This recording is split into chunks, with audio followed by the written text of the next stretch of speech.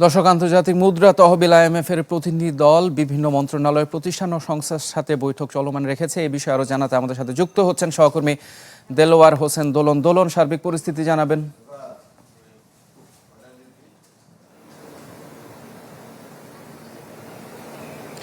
ইফতেখার, আপনি জানেন যে IMF প্রতিনিধি দল এরই মধ্যে বাংলাদেশ 5 দিনের যে সফর করছেন, আজকে তারা অর্থনৈতিক সম্পর্ক বিভাগ ERDর সঙ্গে বৈঠক করবেন। একই সঙ্গে আজকে তাদের চতুর্থ দিন। আগামীকালও তাদের কিন্তু বৈঠক রয়েছে বিভিন্ন গুরুত্বপূর্ণ মন্ত্রণালয়ের সঙ্গে। আমরা আজকে জানতে পেরেছি যে তাদের এনার্জি রেগুলেটরি কমিশন সহ ওয়াসা সহ আরও কয়েকটি সংস্থার সাথে আজকে তারা কথা বলবেন।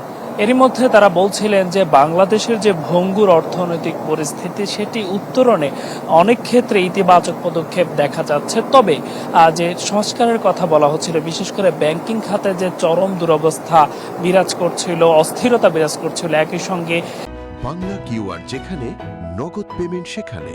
সারা দেশে 10 লাখেরও বেশি মার্চেন্টে নগদে পেমেন্ট করুন খুব সহজে। এনবিআর এর রাজস্ব আহরণের যে ঘাটতির চিত্র, সেই ক্ষেত্রে তারা বেশ উদ্বেগ প্রকাশ করেছেন। আসলে এই সফরকে ঘিরে বাংলাদেশ, আপনি জানেন যে আওয়ামী লীগ সরকারের আমলে যে ঋণ চুক্তি হয়েছিল, সেখান থেকে বেরিয়ে এসেছে বাংলাদেশ। এর প্রেক্ষিতে যে নতুন সরকার, নির্বাচিত সরকার যে নতুন করে ঋণের কর্মসূচির কথা বলছেন, সেটি আসলে পাওয়ার জন্য কতটুকু সহায়ক হবে কিংবা বাংলাদেশের সক্ষমতা যাচাইয়ের জন্যই মূলত তারা এসেছেন বলে আমরা জানতে পেরেছি। একই সঙ্গে তারা বলছিলেন যে বাংলাদেশের অর্থনৈতিক সংস্কার পদক্ষেপ পর্যায়ক্রমে এগিয়ে নেওয়ার ক্ষেত্রে তারা ইতিবাচক হয়েছেন বা দৃষ্টিভঙ্গি দেখিয়েছেন, এমনটাও কিন্তু গতকাল অর্থমন্ত্রী জানিয়েছেন। সব মিলিয়ে এই ছিল আগারগাঁও ERDর সামনে থেকে আমার কাছে থাকা সবশেষ তথ্য। দোলন, আপনাকে ধন্যবাদ। দর্শক, দেলোয়ার হোসেন দোলন আমাদের জানাচ্ছিলেন IMF প্রতিনিধি দলের সর্বশেষ খবর।